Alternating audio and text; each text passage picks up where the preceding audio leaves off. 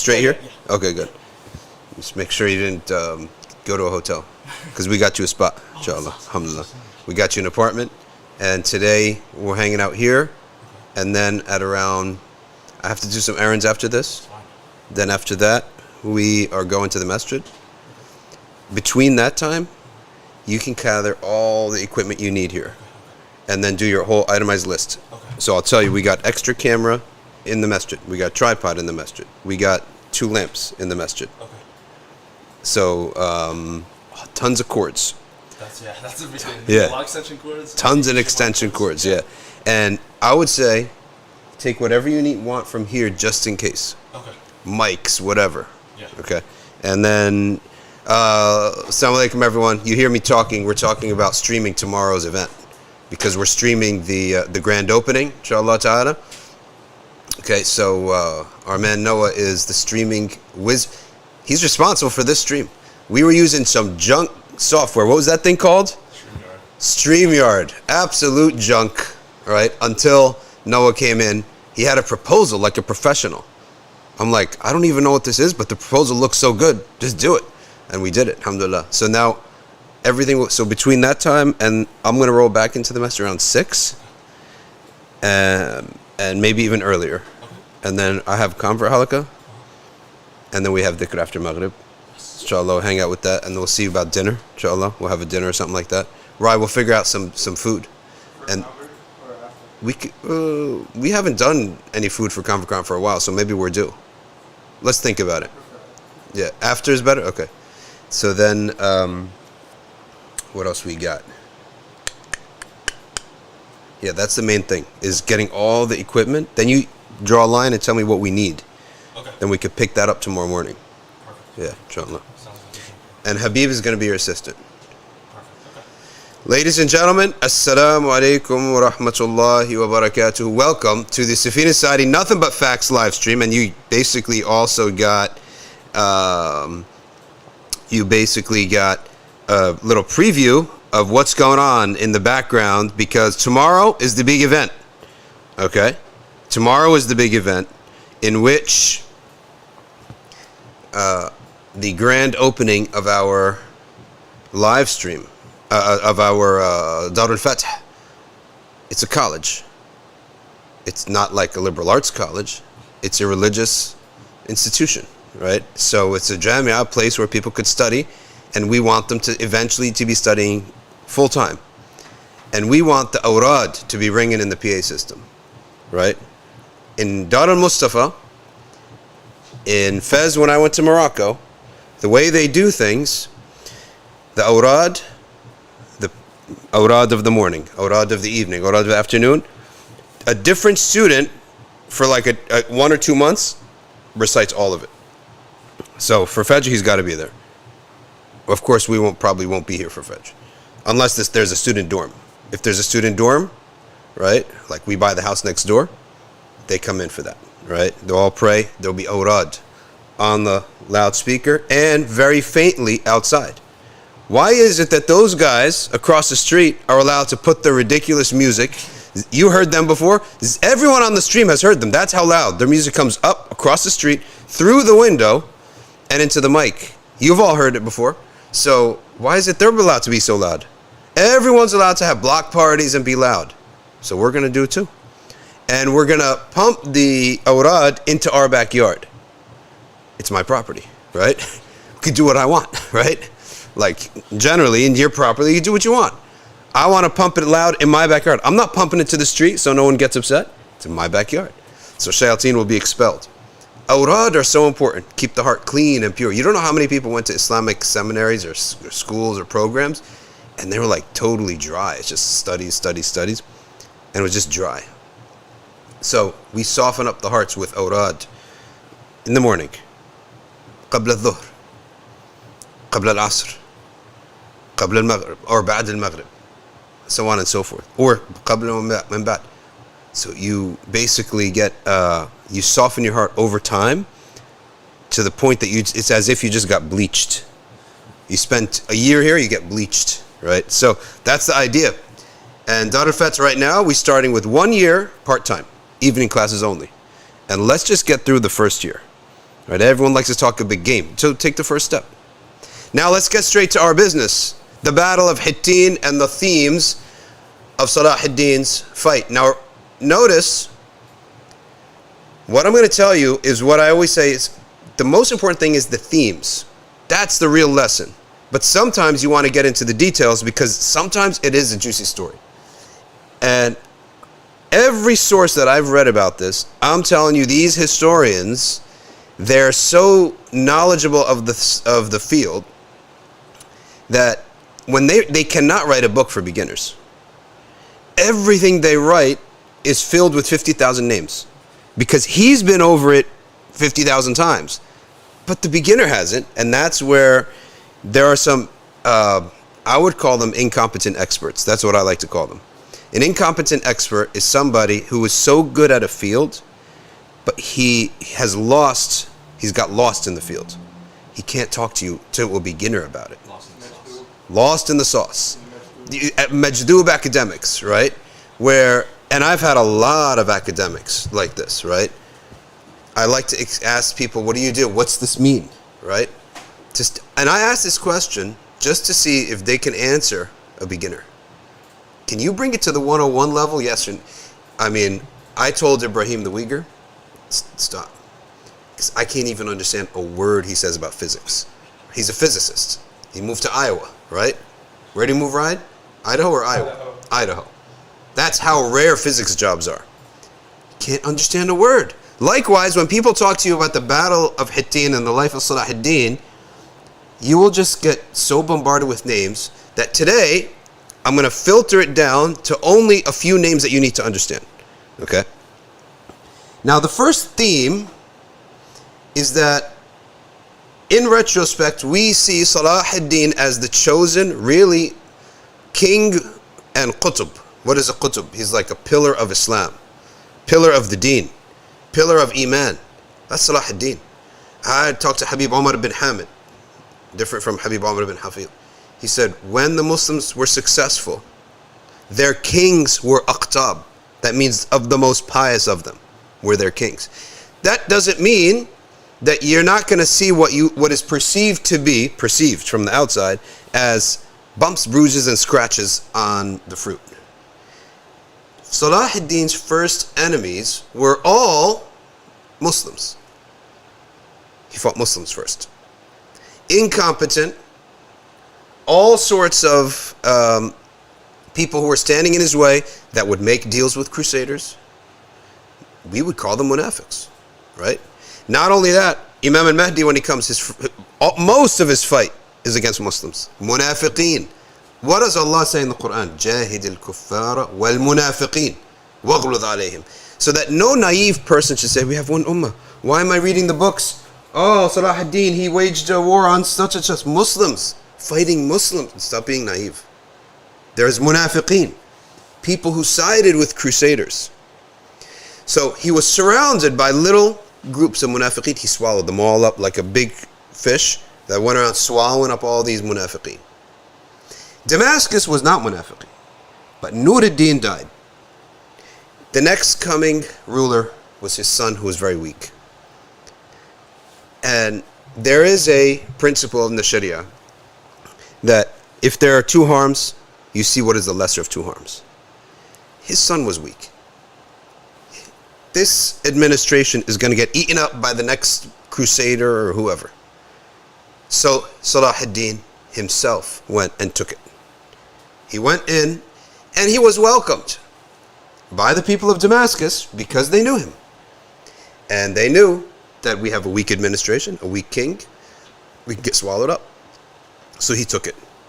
So Salahuddin, the first theme that you got to know is that while someone may be righteous, prince in the heavens, there are tough things that they have to do that may not appear to people as, they may be surprised when they read it. Likewise, we have some of the big awliya in this world. You look at them, they have feuds with other shuyukh. That's life. That's part of life. They have feuds with rulers. Okay? Now you expect them to have a feud with an impious person. They have feuds with other pious people. It happens. In Egypt, they say that in the dawah in Egypt rested on two people. This is in the old days. Old days, I mean the 70s, 80s, and 90s. One man he was wealthy, and he spoke to the people who didn't want trouble in the land. And that was Sheikh Muhammad Mutawalli Sha'rawi. And there was another one. He was very poor, and the poor loved him, and he vented, what everyone was thinking about the corruption of the elite and the government, right? And that was Sheikh Abdul Hamid Kishk. Allah have mercy and enter them both into Jannah al-Firdaus without any hisab. One was like government sponsored. Sha'rawi, they put him on government TV, morning and evening. Why? Because the government knew, he's got a message, he's got a following, and we know he's going to tame the people. He's not going to tell the people, rise up. So they put him on TV. Sheikh Kishk was not on TV. He was in jail. He went to jail about 6 times in his life. He's in and out of jail to the point that he knew the guards, right? And he never had one sponsorship, and he lived in a little room, a studio, with wife and daughter, one wife, one daughter, that was right next to the masjid, literally walking to the masjid because he was blind. And he would just give his sermons in the mosque, and he received the government pension as a state imam, right?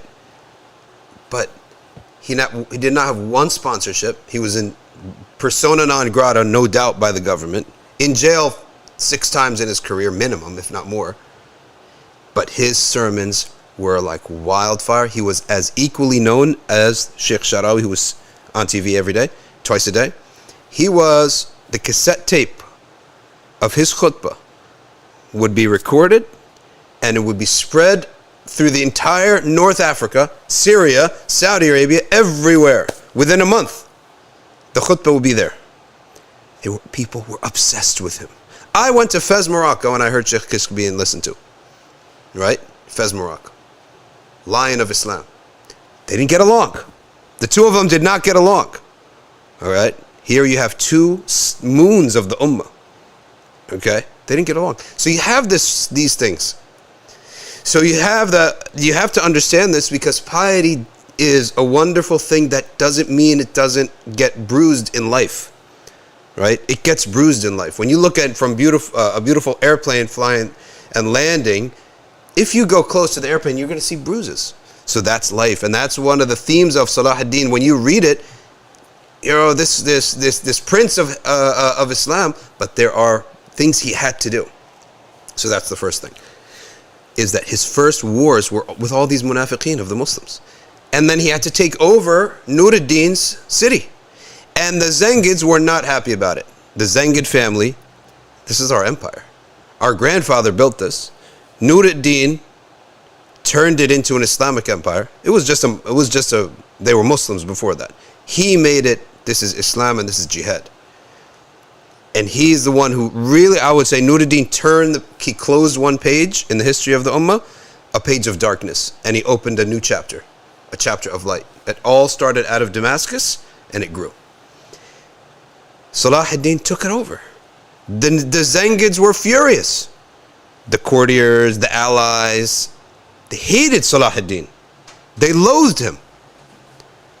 And to try to make things better, Salahuddin, it's not just to make things better, to show that you are truly king, and there is no doubt, he married Nur ad-Din's wife. Right? So on one hand, it's a way to mend ties, because now you can't say anything because you're part of us now. Right? We married into your family. But on the other hand, like our glory is now your glory. But on the other hand, that's another type of statement too. Like, I'm really king. I just married his wife, right? And the little king that he deposed, I married your mom, right? So it's a double statement. But when you read these things, a king has to do what a king has to do. All the academics, they look at Nur ad-Din, Salahuddin, they see them doing things to consolidate their power, and they love that because it allows them to rush to the conclusion they're selfish, they're just using Islam. That's not the case at all. If they were selfish in using Islam, Allah Ta'ala would not allow for the pious to keep remembering them as an act of worship. You give a talk on Nuruddin, that's an act of worship in a sense, or it's a rewardable action. That's what we believe. So it's an action where if they were impious, they would have been forgotten and exposed as hypocrites. They weren't impious, but a king has to consolidate his power. All right, he's got to make no doubt that he's king. There cannot be a single doubt he's in charge. So that's the first part of Salahuddin's life as king. Once he consolidates Egypt, Syria, gets Damascus, and all the little cities around, he becomes, without doubt, the ruler of the area and the strongest force. And the Crusaders know time's ticking. Now we're going to get back to some of the bumps and bruises of life after he rules Jerusalem. Remind me to tell you what the Abbasid Khalifa did. Okay? Because the Abbasid Khalifa, they're looking on and they're like, because you have to understand what it's like. Imagine the US, the federal government loses control, right? And every state pledges by its words to be allied, to be under the United States so we can have one flag and one currency. Imagine that, right? But in reality, federal government has no control. So New York wants to take over Delaware, fine. Texas wants to take over Arizona, fine. As long as you are basically giving a symbolic allegiance to the president is not going to do anything. And the president has his own little army. It's no different than anyone else's. It's a symbolic rule. Abbasid Khalifa at the time is a symbolic rule. You guys rule. We can't control what you guys do, but you better pay us allegiance. No breaking away. One ummah here is the Abbasids. Only the Umayyads are in Spain. Okay, so the Abbasids at that time, they're just symbolic, and they're looking on. They're a bit worried. He's getting a lot of power, right? But he had Salahuddin's advisors and his father. They were like, always write them nice letters. Tell them how loyal you are to them. So he would write those letters. And it's funny because sometimes he would dictate a nasty message to them. I'm the one doing everything. You guys aren't doing anything. You're useless. Okay? And then he would write it down. And then his father would come in, or somebody was saying, all right, tear that up. He got it out of his system. Now write the real letter. Right? We are loyal to you, blah, blah, blah, blah. So you have to see that stuff exists in real life, and it happened with Salahuddin. Now, the next phase. Salahuddin is so confident that this takeover of Jerusalem is going to be easy pickings. Who is the first character you need to know from the Crusaders? Baldwin.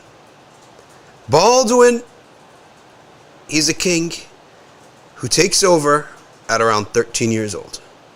Salahuddin is already almost in his 40s. Baldwin is a leper. He's got leprosy, top to bottom. Okay? We're on, right? Yeah. Okay.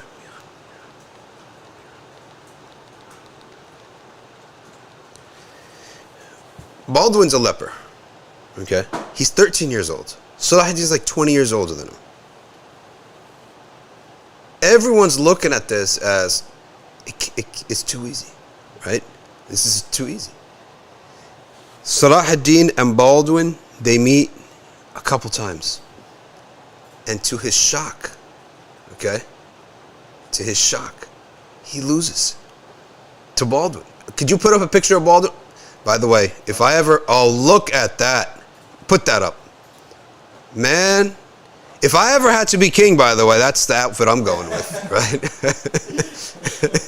You should see the picture that Ryan's about to put up right now. Man, that guy, see, his face was so eaten up, right? They had to make him a mask of silver. Because silver could be on the skin and it won't rot. So they had to make him a mask of silver. And here, folks, you're about to see on the screen Baldwin. Man, look at this guy. Okay? Look at that.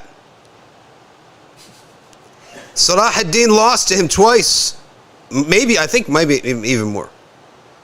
He had to wear a face. He looked so hideous, okay, because of the leprosy. His body had to be protected from the sun 24 hours a day. That's why there's not a single inch of his skin touches the sun. Immediately, the Crusaders said, we're finished, we're done, okay? Immediately, the Crusaders, they said, we're out of, we can't have this king, okay?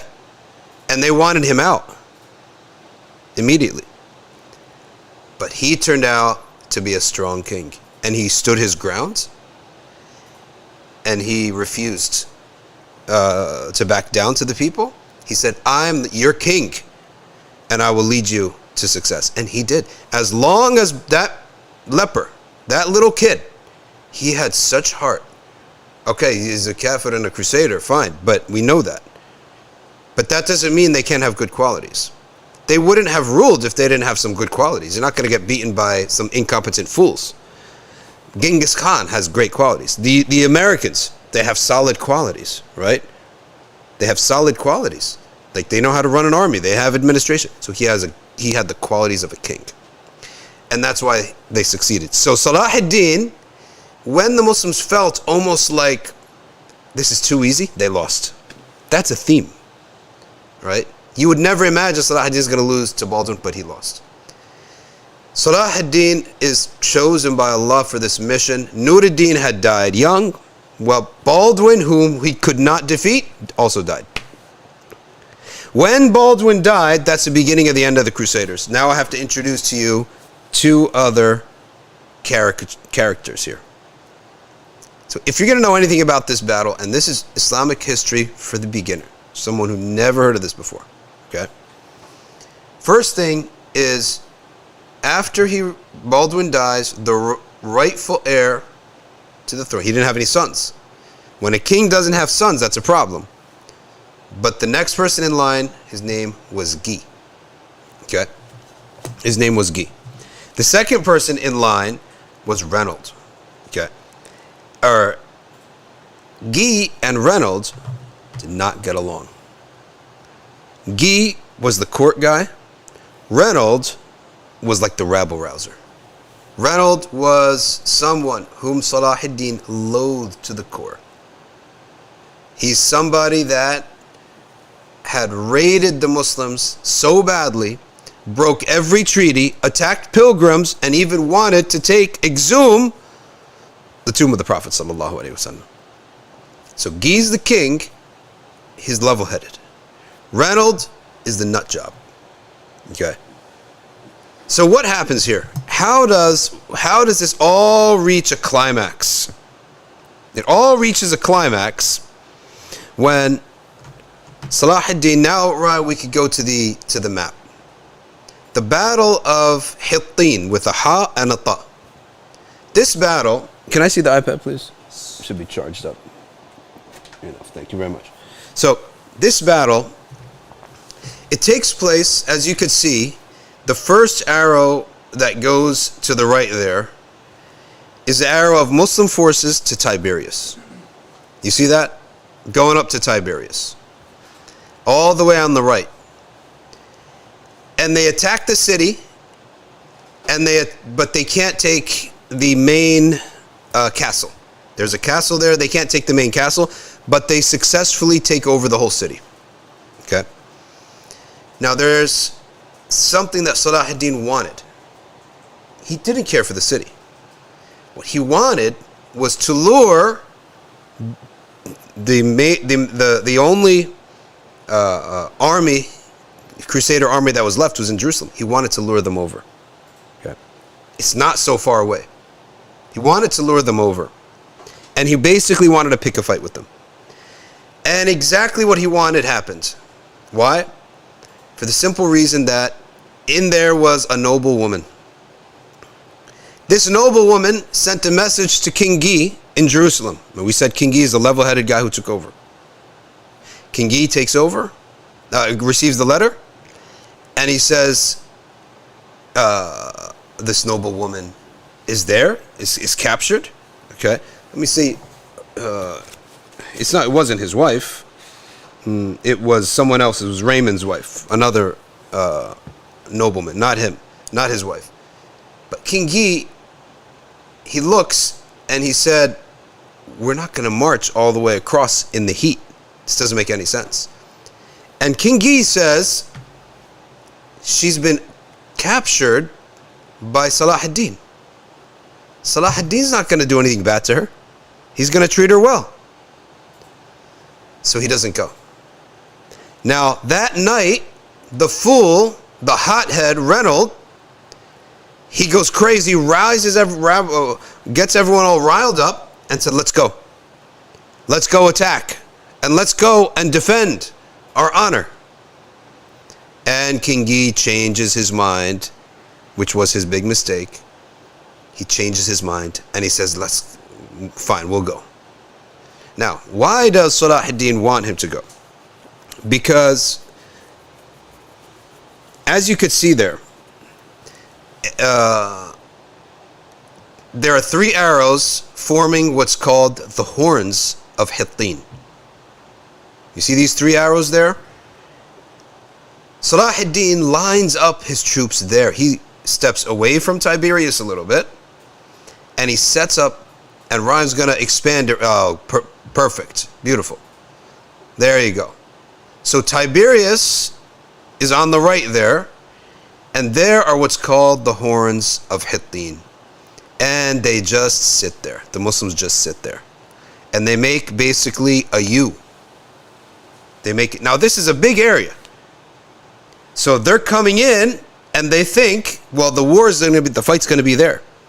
Well, what they don't realize is that Salahuddin has a 3rd column. A column is just a group from the army. After the Crusaders get there, the 3rd column comes in and traps them from the back. You see now how there's those almost like those 3 at the horns forming like a V or a U, and then that 3rd coming from the bottom, they trap them in there. Behind the Muslims is plenty of water. As you could see, there's water coming at both sides of the 3-pronged army. You see the 3-pronged one that's on the bottom? There's water right there. You can see the blue stream, right? And on the top, where it says Hattin and Nimrin, you see another stream of water, right? But there's no stream of water in the middle. And that's what Salahuddin knows. And he knows that they wear metal from top to bottom. And he knows that they're far from Jerusalem. Any water they had, they're going to have used up. Okay? So if you look closely, there's a stream of water that ends around Turan. If you could see where it says Turan there on the left side, the stream ends there. So as long as Salahuddin gets his 3rd column anywhere between the horns and Turan, he's got them trapped. This battle was not a battle of the Muslims against the Crusaders in terms of the actual, what caused the deaths. Because in this battle, the entire Crusader army was completely finished. Just scraps were left over. They sent their entire army into a trap. They fell into a trap. Why did they fall into a trap? Because Reynold is a fool who has no aql, and he uses his emotions to make a judgment. The right way to use your emotions is your intellect is the car, right? And once you have built your car with your intellect, then you fuel it with emotion. Not you build it with fuel. You don't build your car with gas, right? You're just going to have a fire. So that's what he did. He's a fool. And Guy, see, this is what happened. Some people say Guy, some people say Guy. When if there's a queen, she's a princess. She's a noble woman.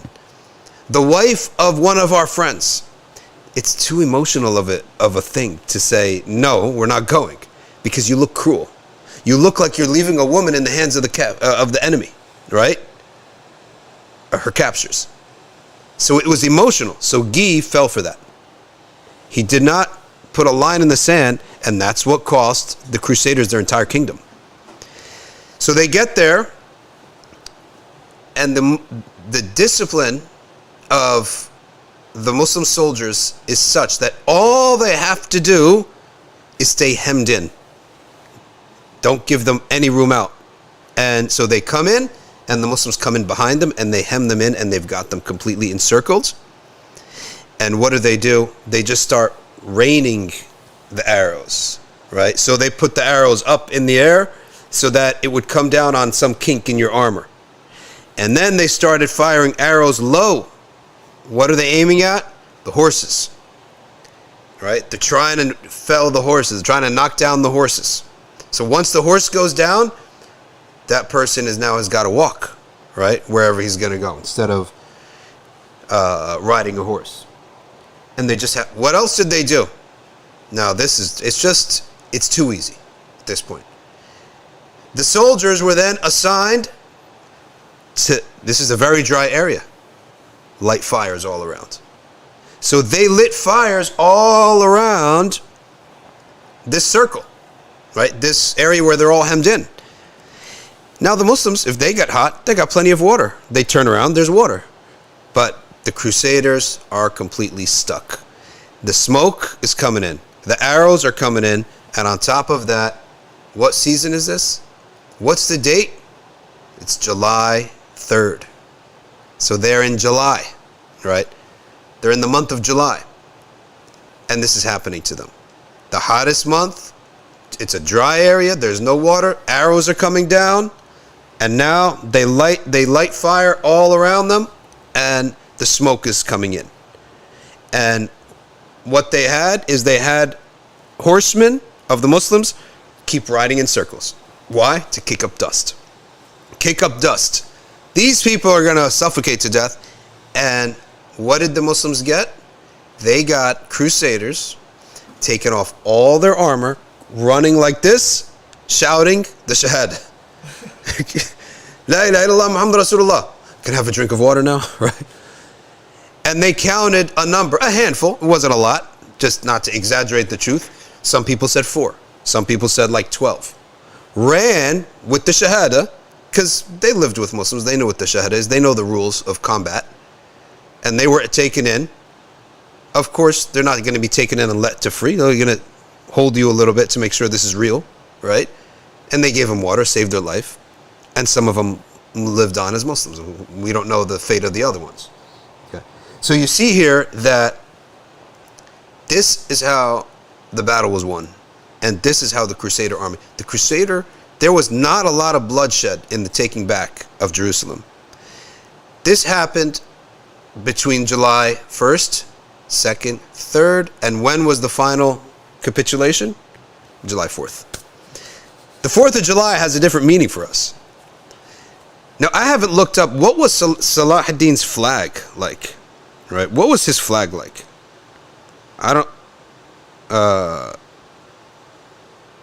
Let's see if anything comes up. Salahuddin's flag. I think it was an eagle. I love the eagle. I think it was a golden eagle, right? Click around, see if you get an authoritative source that shows us what flag Salahuddin used. Okay.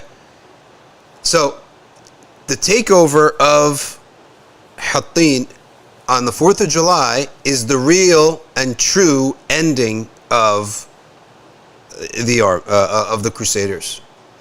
It was later on, months later, in October, that he walked in Jerusalem virtually untouched. He mopped up some things he had to mop up first, get his ducks in a row, and he literally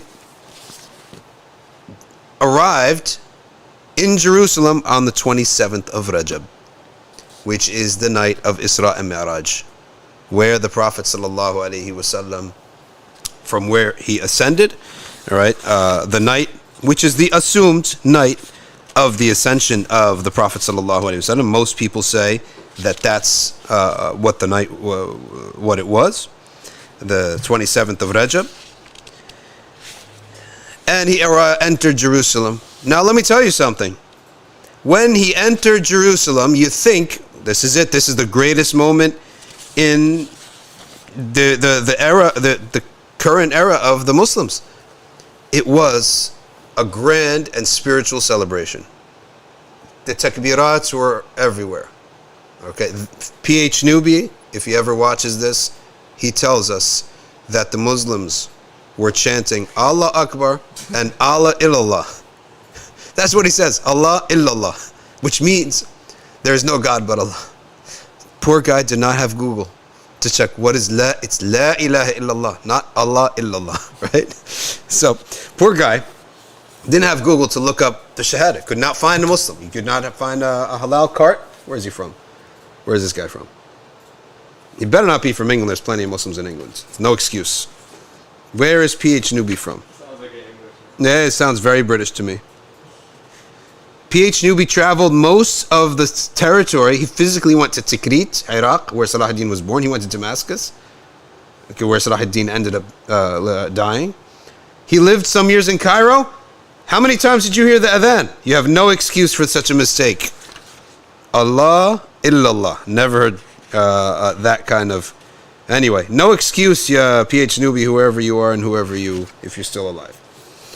In any event, it was October, and it was a blessed day. Yet, what happened? Some of the soldiers of Salahuddin are furious.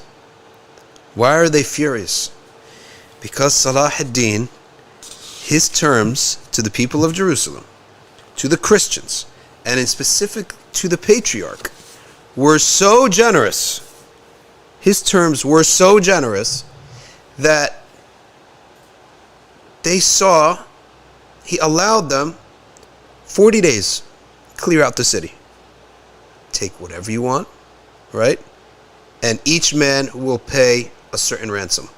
You ransom yourself. Pay us a certain amount of money and take whatever you want and leave. So in the beginning, no one had a problem. You see a guy coming out with a mule and his family with a couple mules. When they realized, hold on, the patriarch of Jerusalem is coming out with loads of gold, cups, jewelry, whatever. They became upset. They were like, Salahuddin, that's ours. We conquered. We came in as a conquering army. This was not a treaty. We came in as a conquering army. So they became infuriated. They became upset. And he had to calm them down and remind them of the intention here. But this is so that you realize the soldiers of Islam, they are soldiers. They are fighting for the sake of Allah. This is also their livelihood, and they're human beings like anybody else who wants to live well. They want to live well. The Ottomans, what motivated all these greats to go out, these competent men to go and spread the empire? Because I'm spreading the word of Allah, I'm also getting very rich. And Allah has allowed, the Sharia of Islam has allowed that. It has allowed that. Because how do you incentivize people to do it? What incentive do I have? And not only that, I might have incentive up to a point when I come home and all my family is hungry. Like, the reasonable person, after the generation of zeal, there's, let's say, a generation of zeal, and let's say there's 5% who will do anything, they'll go hungry. You can't operate on 5% or one generation. You need to operate on the whole society. A whole generation, many generations in a row, everybody needs to feel there's an incentive to do this. Just like medicine. Medicine, you want to help people. Everyone, I want to help people. Yep, you're also getting very rich doing this, right? Oh, why do you go into medicine? I want to help people. You're also going to get very rich doing that, right? Okay, so this is the thing where, again, one of the themes that I'm telling you here, besides zooming in on the story of Hattin and seeing what actually happened and how they conquered the Crusaders, is to see some of the real world realities that happened, that you realize that's part of life, even for the most pious and the best of us. We in Islam, we don't sell lies and fables of everything being perfect, right? There are times where things bump into each other. The only perfect person is the Prophet sallallahu alaihi wasallam. Okay, and even the Messenger of Allah sallallahu alaihi wasallam had some of the men around him. They had issues. They rejected him at first, then they accepted him. They accepted him. Some of them left again, right? They accepted him, and they disobeyed him at some point. So there's things like that happen, and we have to understand that. Let's get back. I said we're going to get back to the Abbasids. This was the day where Imad ad-Din is the scribe of Salahuddin. He's his secretary. He's a scholar, and he's his secretary. Secretary meaning he writes all his letters. When they arrived at Jerusalem, Salahuddin gave the khutbah. There is a story of the famous pulpit that was built 20 years earlier by the command of Nur ad-Din, or that a carpenter donated it to Nur ad-Din and said, this is for the conquest of Jerusalem. Some people say that it was a man from Damascus. Some people say it was even before Nur ad-Din, 30 years earlier in Iraq, when there was a preacher in Iraq who was Nur ad-Din's inspiration. That preacher kept preaching, we need to take back Jerusalem. He was like Nur ad-Din's teacher. And a carpenter built a pulpit for that purpose. It is said, but it's not, Allahu A'lam, if it's not really verified, that pulpit was brought into Masjid al-Aqsa, and Salahuddin gave the first khutbah on that same pulpit. Right? Allah knows best if that's true or not. Imad ad-Din proceeded to write letters to every noble in the Ummah. And he wrote letters including to the Byzantine king. Now, this is very important to notice. The Byzantine king, what are they? They're the Eastern Orthodox. It's a very different theology than the Catholics. Remember, who are the Crusaders? The French and the Europeans. Who are the Byzantines? What we call now the Turks, Turkish Christians. Those are the Byzantines. And they are descendants of the Romans, but they have their own church and their own faith and their own rules, etc. What we call now Turkish Orthodox Church. Okay. Is that what they call it? I don't even know. They call it Turkish Orthodox? Orthodox Church. Orthodox Christians. The Orthodox Christians are civilized people. They're in the same culture as the Muslims. Right? They're well off. They're civilized. They're cleaner. They hated the Franks. When the Franks came in, they sacked Constantinople, raped and pillaged and stole. So the Byzantine Eastern Orthodox Church, thank you, Uga, they hated the Franks. So the Byzantine Orthodox Church, Eastern Orthodox Church, wrote letters of gratitude to the Muslims. Salahuddin sent them gifts. They sent gifts back. They were happy, right? These are rival Christian groups here and sects. And they loathed the Franks. So they were happy that the Muslims took over. Remember, the Muslims never called the Crusaders Christians. They called them Franks, because their interactions with the Christians was the Eastern Orthodox, and they had fine relations with them. Okay? Now, who writes back to Salahuddin? The Abbasid Khalifa. And the Abbasid Khalifa does not utter a single word of congratulations. He doesn't congratulate him. He writes him back with a list of questions. Well, what about this? What's going to happen now? What about that? What's going to happen now? And Salahuddin is infuriated that they will put politics over deen. And they care more about me being a threat to their power than that we just got back Jerusalem we have finished the Crusader army. All 4 of their main strongholds are now done with completely.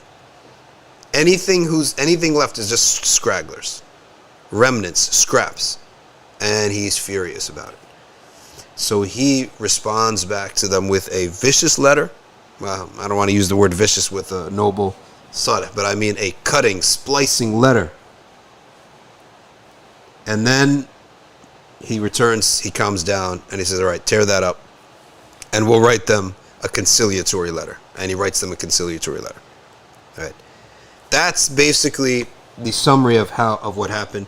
So July 4th, you have to remember, is the day of not just the American Revolution, but their great-grandfathers, I guess. Some of them, I'm sure. In Hattin also had a bad day. So the British had a bad day in July 4th, 1776. And let's see, what was the year here exactly? July 4th, 1187. Also, certain Europeans had a bad day. And they lost big time. They got smashed, essentially. And they could think, that's what happens when you listen to a fool. Okay. So, that's it. Let's open it up to your comments and questions. I hope now everybody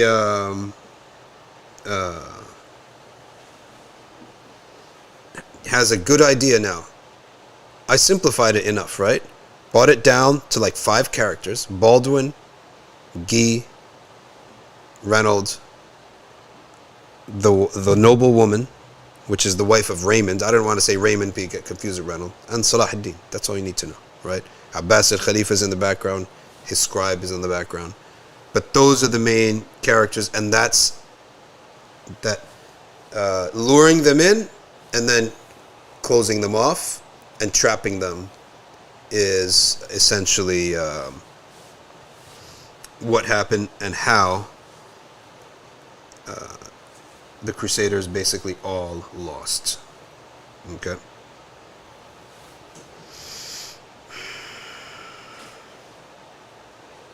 Next question. What do we got?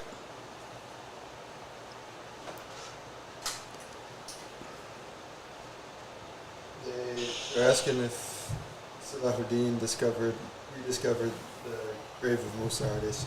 Did Salahuddin rediscover the grave of Musa AS? I do not know, to be quite honest. Allahu A'lam. I do not know. And how would he verify it too? How would he verify it? How would such a thing be known? The only way it could ever, the only source that I can imagine is through Mukashafa to one of the Salihin, but that is not a public source of knowledge for anybody. That may be knowledge for him only, because Mukashafat are speculative knowledge. Ilm dhanni, laysa ilm qat'i. How would we actually know? What would the source of knowledge be to confirm where Sayyidina Musa is buried? Okay, we have a lot of people telling us that the flag of Salahuddin is, in fact, a golden eagle. It is a golden eagle. That's where Egypt gets its I guess that's where Egypt got it from. Yeah. I don't want to give him too much credit, though. Right? Everyone loves the eagle. King of the skies, right? Is the eagle.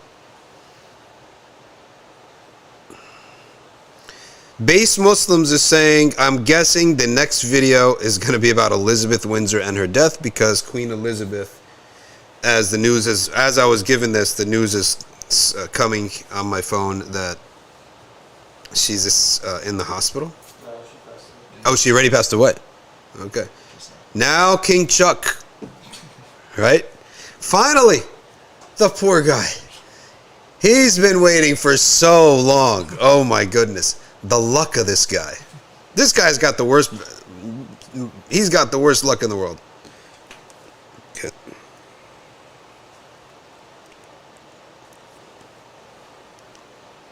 Please elaborate on the diversity of Salahuddin's army and how leadership and unity was not based on nationality or tribalism. Salahuddin's army was essentially based upon, signs of taqwa. Like, you needed to be competent, but you needed to have taqwa too. And it was said that Nuruddin began a habit of actually selecting generals and high positions from the masjid by going silently and seeing who's there at Fajr and Tahajjud. And that would be a factor for him.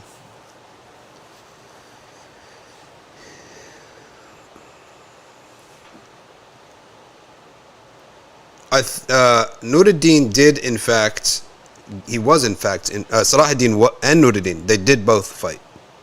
They physically fought. They didn't just watch. Okay.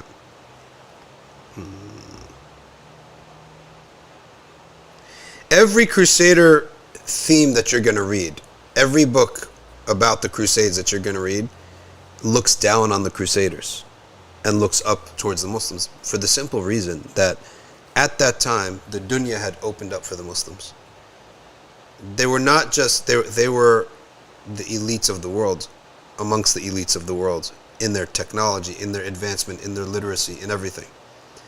Now, just like there's going to be undeniable if we go 1,000 years from now, if there's life on Earth, and we read histories about the 2000s and the 1900s, clearly you're going to walk away that the Islamic world is in ruins and the Western world is the advanced civilization. So it's the same thing. What book was this from? This was from different books, but the main one that I refer back to was Salahuddin by P.H. Newby. Known is saying we need to relocate to England.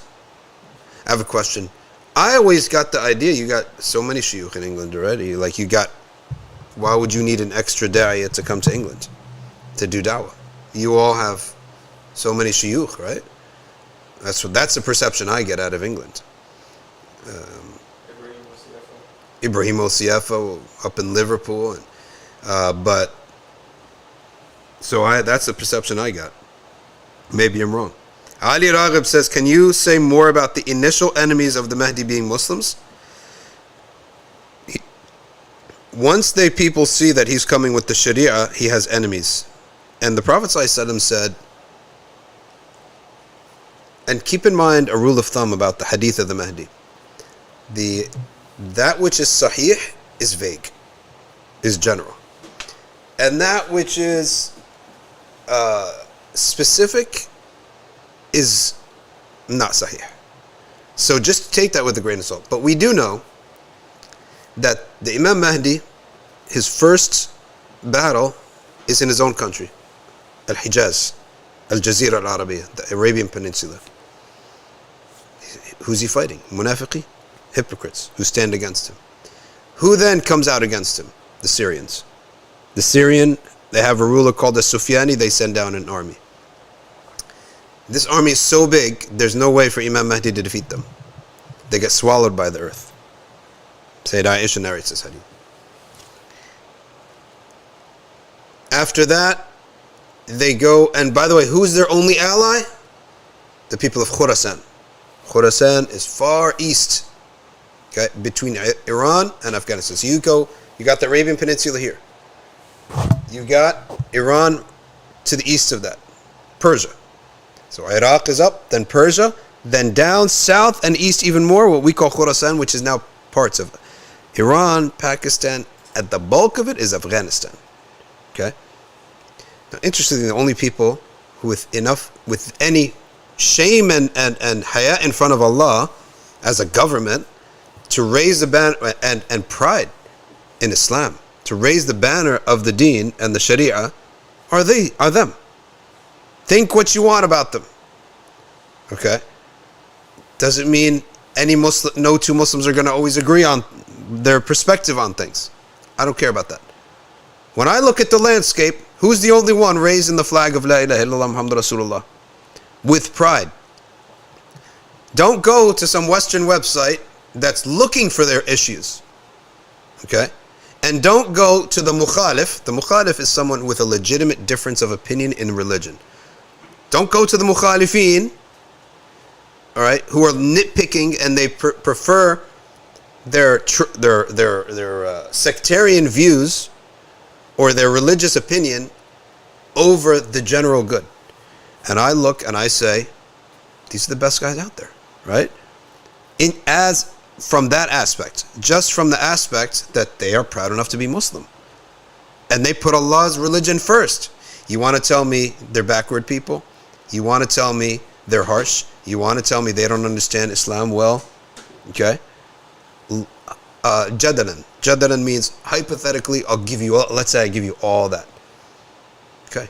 That's the person who we have in the Ummah that is proud of Islam and believes that we should submit to Islam. You don't like these things about them? That's a separate issue to me. Because we're zooming way out now. And they're not ISIS. They're not astray. They're not heretics that are astray. Right? So we have to be able to submit matters of khilaf and what is a lesser matter to what is a greater matter. That's always been my view for Islamic politics. Right? So when I get a group, and this group, yes, they're within Ahl Sunnah. Whichever tone you want to put it, okay, they're Sunni Muslims, right? Because that's what the truth is. We call the truth Ahl Sunnah. Whatever pale, as long as they're within that, it's far better than someone else, right? Would you rather go to Allah Ta'ala with the hisab of that and the book of deeds of that type of person, or the book of deeds of, let's say, Muhammad bin Salman? All right. Or the Tunisian secular president. Whose book do you want? So that's the one who I'm gonna support. Politically support him. Okay, it doesn't mean at every policy, and it doesn't mean in every. If you could stick that in, please. Every policy or every matter of their religious perspective, but in general, I'm gonna go with the person who upholds that. So that's that. Let's see what else you got. Ryan, if you could read me anything from Instagram, because my iPad just went down.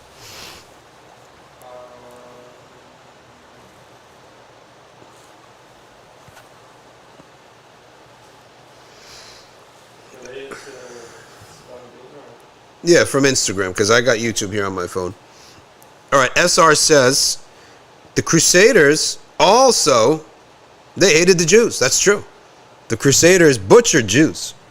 And the Muslims, actually, the Jews were also happy again that the Muslims took over, because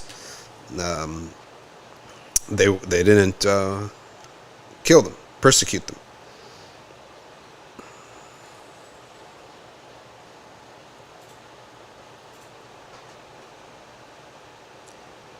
The British, what is the British contribution to the Crusades? It came after the fall of Jerusalem with King Richard, the Lionhearted. And he lost. He lost. He also said that it took Salahuddin 20 years to unite the Muslims before he could turn attention to the Crusades. That's what we said. And that's why we said Imam al-Mahdi he's supported from Khurasan. His first fight is in the Arabian Peninsula. His second, the Syrians come out against him. His third, he conquers Persia. Okay? His fourth, he goes to the land of Ar-Rum, which is what we would consider, what the Prophet says, Constantinople, which is Istanbul. But when the people of Istanbul hear the sound of takbir, they join him. What does that mean? That means they're already Muslims, but they were upon heedlessness. But when they saw it, they joined the winning force. Like, it's as if their heart settles now and returns to Iman. This is the big mistake of Imran Hussein, with all due respect, as an elder in the Ummah of Islam. But he says that because of this hadith, we cannot deem the people of Constantinople to be upon Islam. That the Ottomans were not Muslims. What? No. Because he's saying, how can the Mahdi conquer Constantinople if it's already Muslim? Of course you can. Because they're heedless. And as soon as they hear the takbir, they submit. So imagine now a land in which Afghanistan, just think of it as the countries you know now. Afghanistan, Saudi Arabia, with Emirates, Kuwait, all those countries. Yemen, Syria, Iraq, Iran, Turkey. That's what this is what we know them as today. Imagine all of these under one ruler. That's where they now consolidate this power. What do they do next? They go to the old rival, Europe. And the first stop, the Vatican. They get to the Vatican and they take over the Vatican. Yeah. Because the hadith of the Prophet ﷺ says they go to Rome and they're scooping up gold with their shields. They're scooping up gold. Where's the gold? In Rome. It's there, right? And that's where Iblis, he starts panicking, right? And he said, he has, and a call goes out, the Dajjal has come. Go back to your women and children. The Dajjal has come. So they leave the gold and they run to their women and children. But there's no Dajjal. It was a false cry because he just panicked almost, right? Because once you come here, once you set one foot in Europe, they're going to sweep the whole thing, right? So they all return home. Then it was a false alarm. Shortly thereafter, and after the false alarm is off, people are, once you realize something's a false alarm, that's when your guard goes down the most. Then the Dajjal comes out. When everyone's guard is down the most, that's when the Dajjal comes out. He comes out upon an Imam al-Mahdi having conquered all these countries and unified all these countries upon him. Yeah, some people say, oh, what are you talking about? This is hadith of the Prophet ﷺ. This is not my words. Right? This is what the Messenger have said. And I have already prefaced it with what Sheikh Saeed Ramadan al-Buti prefaced it with, is that the sound hadiths of the Mahdi are vague and the specific hadiths are not fully, they're not sahih, but they're not fabrications either. They're like, they strengthen each other enough that you could tell it as a story, narrate it as what happens. When the Dajjal comes out, the momentum all swings in that direction, and the Muslims now begin a very painful process of the vacuum of the munafiqeen. He is a magnet of the munafiqeen. The Dajjal's job, his function in the world, is to like a magnet. All the hypocrites will come out of the ummah, and the Imam Mahdi, having conquered all this land, everyone's defecting. Everyone's defecting who is a munafiq. And he tries to fight back. And when he fights back, the firepower of the Dajjal is so fierce that Al-Imam Mahdi he cannot overpower the Dajjal. To the point that he is hemmed in Jerusalem. Hemmed in. They're stuck there. They can't move. The firepower of the Dajjal is too much. This is what is called Al-Malhama Al-Kubra, the great slaughter in which the numbers of deaths in the hadith are through the roof. From there, the only salvation from that comes from Allah Ta'ala. And that is the return of Sayyidina Isa, and who denies that is a kafir. This is a mutawatir statement, a belief that Sayyidina Isa has not died. You have to transition from this earth to the next. Okay? He has not died. That means he has to return back and live the rest of his life. And why is it that in the Masjid al-Nabawi they have a fourth room waiting for Sayyidina Isa to be buried there? So we have the Prophet ﷺ, a little to the right and to the back, Sayyidina Abu Bakr. A little to the right and to the back, Sayyidina Umar. Then there's an empty ghurfa, an empty room that is prepared for Sayyidina Isa bin Maryam, who will make Al-Madinah his capital city. His capital city is not Jerusalem. It's Al-Madinah al-Munawwara. He rules from there. Sayyidina Isa's return initiates another chapter in the chapter of the end of time. And that is which the tide swings permanently this time towards the Muslims in terms of the fight with the Dajjal and this godless order that we're in, that is now infiltrating everything with their qawm luti behavior and just outright insanity and corruption in the West, straight up killing Muslims in the East. China, India, not all of India, but parts of India. The general vibe out of the Hindus is death to Muslims. Israel, many munafiq Muslim countries, it is a direct destruction of Muslims. Okay, we see that. It's not saying at every single inch and every single moment, but it's there. It's there for that enough that you would very monitor where you're going, right? They destroyed Iraq. They destroyed Syria. They're trying to destroy everything that upholds the truth. In the West, they don't have a significant enough Muslim population to fight them. But it's the bastion of the culture of this Dajjal, this Dajjalic culture of egoism, hedonism. Okay, it's a sewer.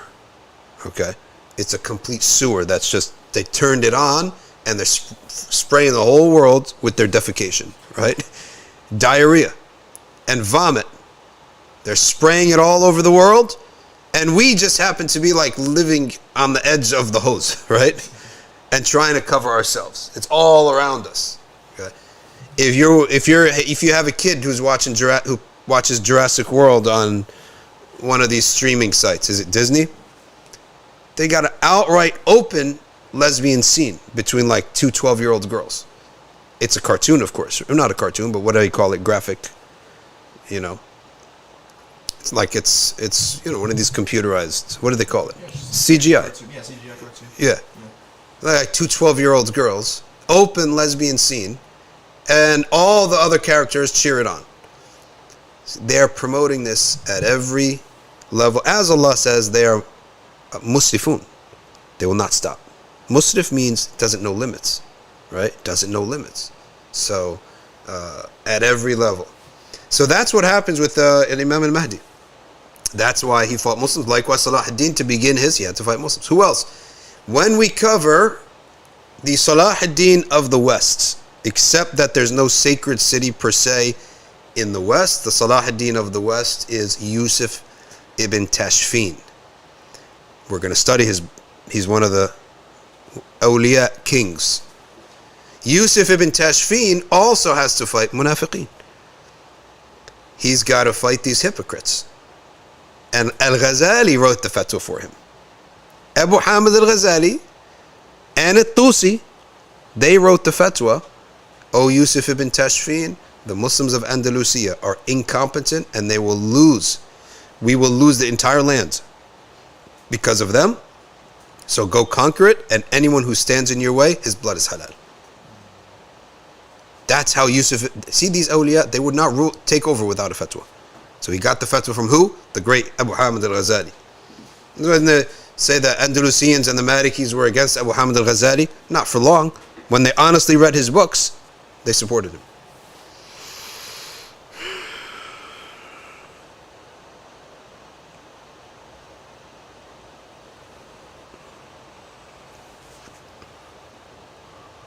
Can Kaffara be given as money to the poor and not meals? It can be given to a wakil, an agent, who will then supply it as food. Which is, for example, you go to Islamic Relief's website, you can just pay them with your debit card. They take the money, maybe 3% administrative fee or 5%, add it on top of that, and they will package it as food for the fuqara of the Muslims.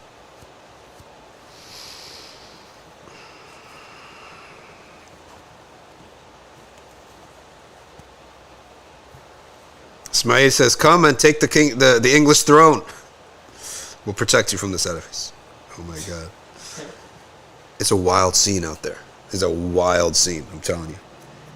YouTube, they took over YouTube, right? Everything, right? It's like Mongols. Astaghfirullah, I can't compare a Muslim to a non-Muslim. But in the sense, it's like everywhere, right? So, We'll see after years and decades pass which manhaj succeeds. We'll see.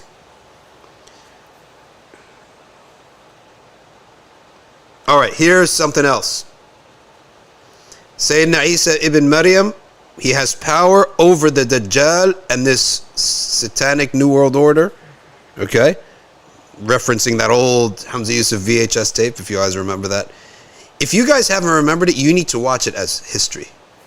History of Dawah. That VHS tape, Imam Safwan, whose name I see here, I guarantee you he watched it. There's nobody who is hovering around the age of 35 or after, except that they must have watched that 5 times. Sheikh Hamza Yusuf, he has a 3-hour VHS tape. Someone's got to have put it online. Dajjal and the New World Order. This is Hamza Yusuf when he's like 35 years old. Hair down to here. Coolest dude you ever see, right? And his hat keeps going backwards because he's standing up the entire time, just giving a narration about the end of times and the symbols of Akhirul Zaman, the Dajjalic order that we're living in. This is not silly talk, this is al-haq that everyone's got to be aware of. Okay?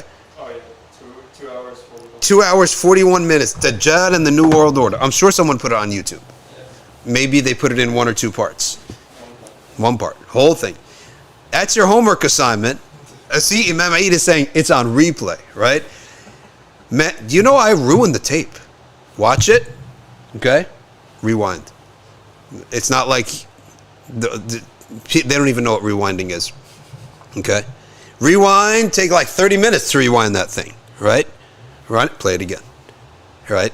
I would be in my apartment by myself when I was in college. I just have that on loop, right? I just have to rewind it, okay? So that was a massive talk, one of his best ever. So he has power over the Dajjal and he wipes out this entire Dajjalic New World Order that we see with all this kufr and all this fasad and all their diarrhea that they're spewing in our faces. Gone, finished, all right? And Sayyidina Isa then goes on to all the different countries and he fights them with an ultimatum. Enter Islam or fight me. Because the Prophet didn't do that. The Prophet ﷺ gave you the option. You can stay as you are and give us a jizya. They don't like the jizya. They say, oh, this is a discriminatory. You're lucky you got the jizya. You want the other option? Right? So, he abolishes the jizya. That's what the Prophet ﷺ said. He breaks the cross, kills the pig, and abolishes the jizya. What does that mean? When he breaks the cross, it means he ends the belief in his crucifixion. It's over. Notice, the only prophet we know what he looks like, or there's a world consensus of what he looks like. Then the Prophet describes him exactly as we see in the pictures. Why is that? Because we have to recognize him. He cannot come down as an unknown face. He's going to come down and everyone's going to see, we know that face. The world knows that face. There's not a person in the world, you don't show him a reddish-hued man with a reddish beard, on the thinner side, beautiful hair down to the shoulders, like it's wet. You cannot show a person that picture and they go, that's Jesus. Now there's a wisdom why Allah had that picture go around. Okay? And the myth behind it, who knows what's true and false, is that Veronica was a follower of his. And when she saw his likeness, and she thought it was him being crucified, and sweat and blood is pouring down his face, she went and wiped his face. I'm telling you, this is the myth. This is not hadith or anything of how we got the image. Then they wiped his face, and the image of Jesus came on the face, and she preserved that. It was preserved. And then later on, they drew it. That's the myth on the Christian side of how his face came on, spread so far and wide. But forget that. You don't realize, we don't have a picture of any prophet except him, and he's the only prophet we have to recognize because he's going to come back. So you have to recognize him. And most of the Christians will follow him too. All right? وَمَا مِنْ أَهْلِ الْكِتَابِ إِلَّا لَا يُؤْمِنَنَّ بِهِ قَبْلَ مَوْتِهِ. There's none from the people of the book, meaning the Christians, except that they will believe in him before his death. That means when he comes down, most of Christendom will follow him. They will realize, that's him. You can't deny it. That's him. Forget your doctrine that was false and follow him. And they enter Islam. But Sayyidina Isa does not have power over Ya'juj and Ma'juj. And that is the next fitna, which is a fitna of the body, not a fitna of the deen. It's a fitna that you are literally afraid for your body. Like you're going to get killed by Ya'juj and Ma'juj. So they all rise up and go to the mountaintops. Where? Allahu A'lam, where the mountaintops are. Who knows which mountain? Which mountain can have a whole ummah on it? But they will climb up to mountaintops. The Sahaba said, how will they eat? The Prophet ﷺ said, they will be in such a state of iman, their food will be dhikrillah. There will be nothing to do all day, like coronavirus. There's nothing to do all day, except you live with Sayyidina Isa bin Maryam. So now, there's no fighting. There's just doing ibadah with Sayyidina Isa bin Maryam all day and all night. And in order to have the spiritual capacity, there's no food and drink. Very sparse food and drink, so that you don't eat a lot, you don't drink a lot, and that's what's going to allow you to have the spiritual capacity to be with Sayyidina Isa bin Maryam all day. Otherwise, you would burst, right? Because his spiritual power is so strong that one of the miracles of the Prophet ﷺ is that anybody could be with the Prophet ﷺ, and the power of the Prophet ﷺ, the nur of the Prophet was soft. Like it was powerful, more powerful than anyone else. That's why they say he's like the sun, but as cool as the moon. As bright as the sun, as cool as the moon. Right? That's how the Prophet is described. In any event, let's move on. Will we definitely get to see the grand opening on live stream tomorrow? The answer is yes. You will see it. There is, we are streaming it tomorrow, bi'idhnillahi ta'ala. So you get all the equipment today, do the inventory, and then tomorrow at around 4 o'clock, no, before that, 3 o'clock, we'll have our Jummah lunch. We'll go back around 4:30, and we'll start the setup. Yeah, it's going to be a blessed day, bi'idhnillah, and we could do plenty of time to test it and everything.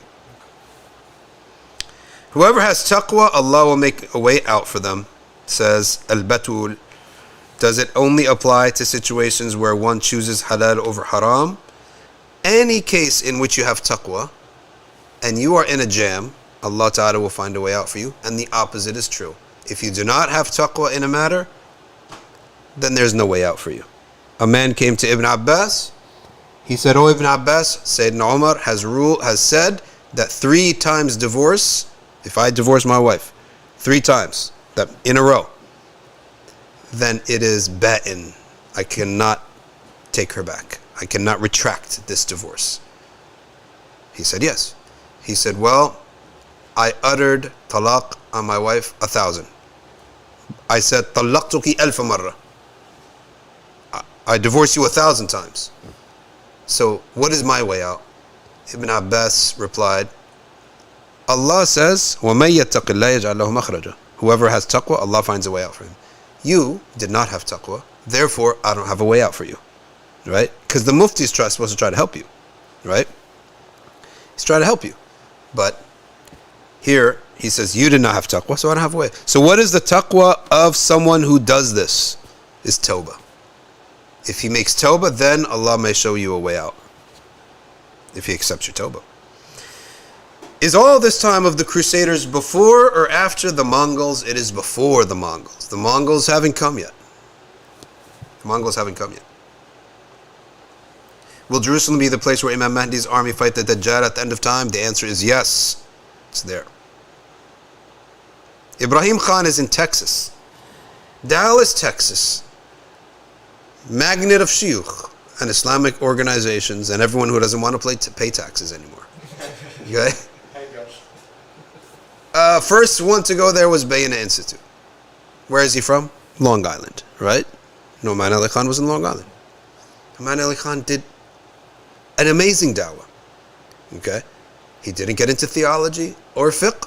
He went into Arabic and tafsir al-Quran, right?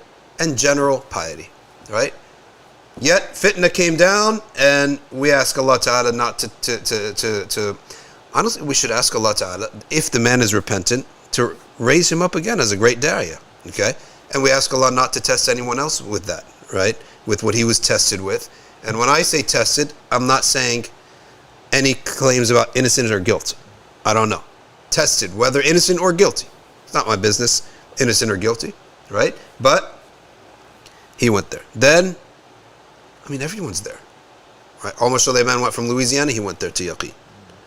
Yasir Qadi went from, well, Tennessee, and he went to Dallas. And he's originally from Houston. Okay. Then he lived in Connecticut, and that's where I became friends with him. Then he went to, we were a small group in Connecticut, like 10 families, right? So we used to have these get-togethers, and there's only 10 people to invite anyway. So,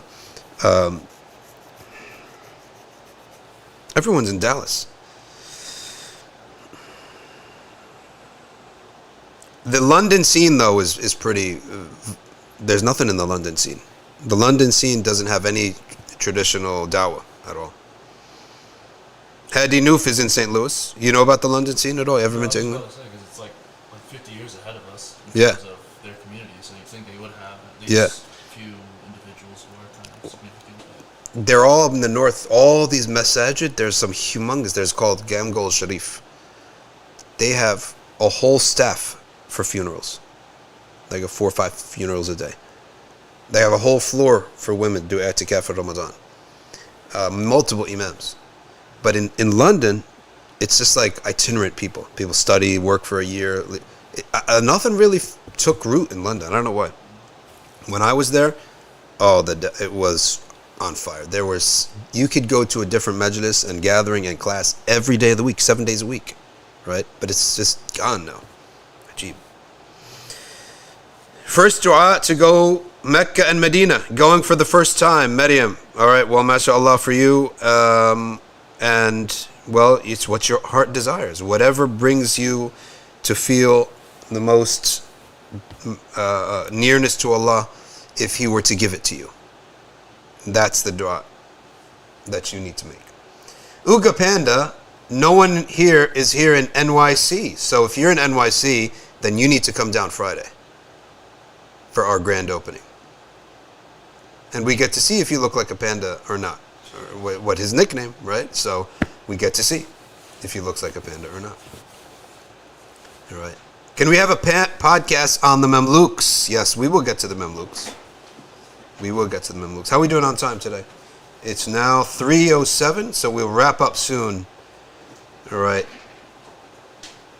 Can a sister visit Regent's Park Mosque when on Haid but not go into the prayer area? And the answer is yes. So when we say that the person who is junub or upon haid, well, the junub shouldn't leave his house junub, right? But if on haid and they enter the masjid, they may go to what is not the musalla. So the bookstore, the auditorium, the multi-purpose room, the hallways, the entranceway, all that is fair game for anybody, but not the musalla. How does one attain yaqeen, says Ibrahim Khan, and the answer to that is a non-stop recitation, non-stop exposure, I should say, to the stories of the prophets and the Quran. Like the fastest route to yaqeen is that. And then, of course, if you have the strength and the energy, then dhikrillah, and of course the recitation of the Quran, but the contemplation of the Quran and the stories of the NBF. Because the NBF are from the greatest ayat of Allah. After the Quran, like what are we told to believe in? To believe in Allah's books and His messengers. The contemplation of the books, the angels and the messengers will get somebody yaqeen. Does someone have to say the shahada in Arabic for it to count? The answer is no. It can be in English. How does the Sharia distinguish between wrong and sins? First of all, every sin, we consider it a moral wrong. But there are things that are not sins, but we would classify them as wrong. Why? It is a halal thing that would lead to harm.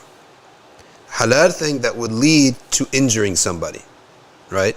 What's a halal thing that would lead to pain and harm on another Muslim? Divorce. So, let's say a man gets bored. I'm tired of this. He's selfish, right? I'm tired of this. I have a midlife crisis. Where Muslims should never have a midlife crisis. You turn to Allah to heal your heart and fix you up. It could happen, right? But guys are like, oh my gosh, I'm getting wrinkles. I'm getting old. What's going on? All right, turn to Allah to clean your heart, and everything will be fine. If you douse yourself in dhikrillah and dua, and in fact, it will be a springboard for a better life than you had in the past. You don't know how that's going to happen, but it will happen. But let's say he has a midlife crisis. He wants to pack everything up. He's rich. I'll pay for the kids. I'm going to leave. And I'm going to marry a younger woman. Has he done anything haram? In every single step of it is halal. Yet every single step is bringing pain upon a Muslim. On someone he's supposed to protect. So we say about you, that pain, you're responsible for. Even though every action was halal. But the halal does not mean you are not responsible for it, and you can get sins for the result of that halal. For the result of that halal. Okay, so that's what he may be talking about. Another way, the sins are clear in the Sharia, in the books of Islamic law, but wrong actions are that which is not written in the Islamic law, but the Prophet described it as you are afraid that people would see it, you don't want people to see you doing it, and it scrapes at your chest. It feels wrong. That's what we would say is al-khata. So there is something haram, that's in the Sharia. And there is al-khata, something that is not written in the Sharia, but nor is there an analogy for it, but it rubs you the wrong way. Like a khata. So that's another way to distinguish. Za'afiel says, the Timurids. Tamerlane was not one of the righteous kings. And he dominated over the fourth, the sinful Ottoman Sultan. The Ottomans there was of course Ertugrul, then Osman, who is the empire is named after him. He started the empire. His father was Ertugrul. Then two more. The fourth one, he was sinful. He was not a good king. And Allah subhanahu wa ta'ala corrected these Ottomans because He loved them. He corrected them with a vicious conquest from Tamerlane. Tamerlane was a Mongol who had entered Islam. Originally Mongol, but he became Muslim. Some say he was righteous, some say he was an Naqshbandi, some say he was he loved the Hanafis, but he also loved to kill people. He killed tons of people, right? And he imprisoned, conquered the Bayezid, the fourth Ottoman Sultan, and he put him in a cage and dragged him around the city on a back of a mule cart to be humiliated. Right? That's Tamerlane. We could talk about Tamerlane as an Islamic history thing, but we have to know he is not one of the righteous kings of Islam. How does one start studying Arabic? I'm telling you, watch the videos on ArcView. Go to myarcview.org, go to the search, hit Arabic, watch all of those. It'll take you a long time. It'll take you a year, but you will learn. I guarantee you those videos are very beneficial. I have a lot of confidence in those videos. We have a lot of different Arabic courses on ArcView. I have a friend who is working in Riyadh, and she wants to know if she can travel to Medina on her own. In the Hanafi school, I believe they do allow travel in a group, and Allah knows best, if the group is safe. And it may be only for Umrah. So Allahu A'lam, double check. Only Fatawa allow for this. Okay, Fatawa. The rulings are that you go to different madhabs, but there's ruling and there's fatwa.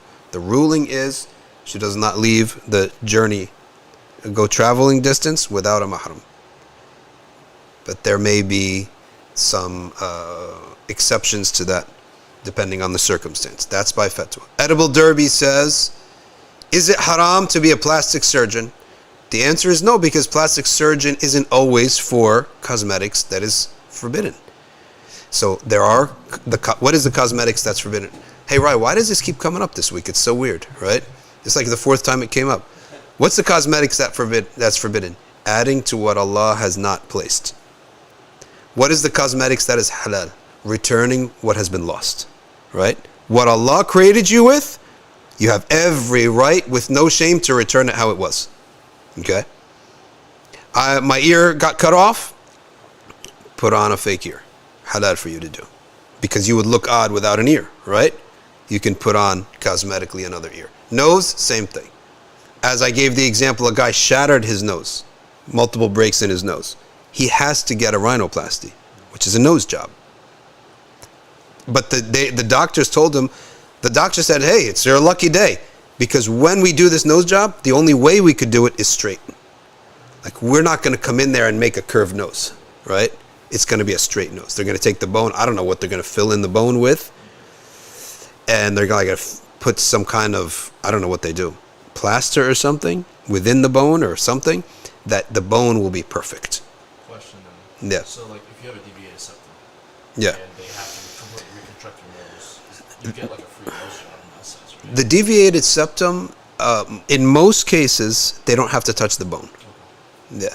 The deviated septum, they will only touch it won't change the way you look. Yeah. But this guy, he's getting a free nose job.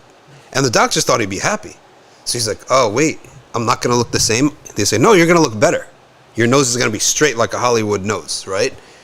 And he's like, I need a fatwa for this. Is that halal? The scholar said, yes, it's halal because it's the only way you can do it. And in fact, you have an analogy from the Prophet ﷺ who a man had a nose cut off. The Prophet gave him a nose of silver. He said, go make a nose of silver. When the silver is not as good as a metal as gold, it rotted on him. The Prophet said, take him a nose of gold. Is gold better than bone? Of course it is. More valuable than skin and bone? Of course it is. So he ends up with a better nose.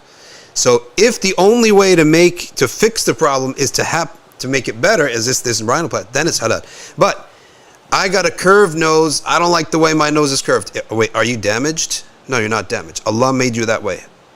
Is it like a wart? No, it's not a wart. Wart and all skin you can cure. No baby is born with that, right? No baby is born with acne. You can fix all that.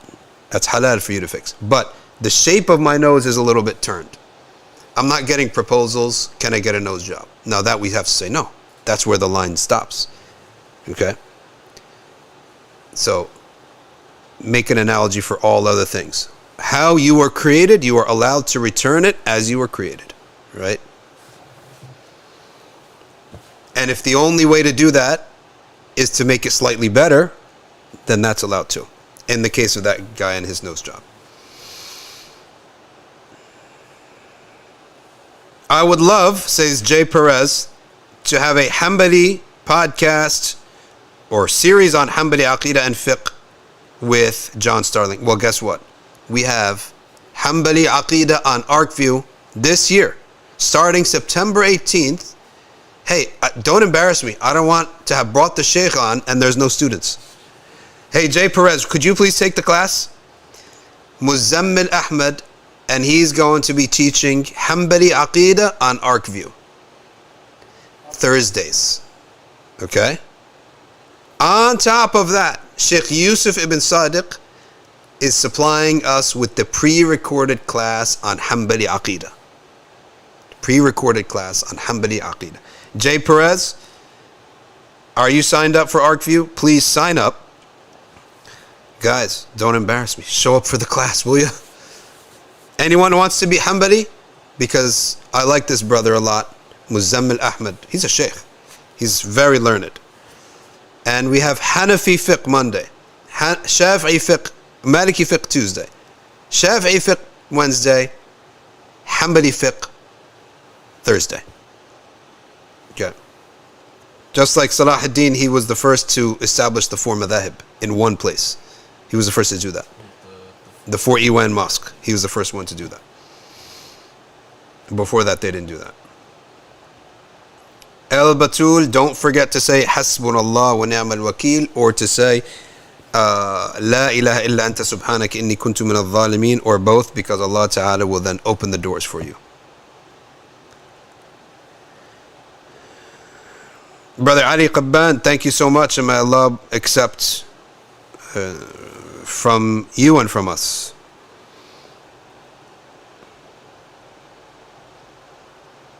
What's the best way to explain to an atheist why someone who does charity and good deeds but does not believe in anything earns the fire?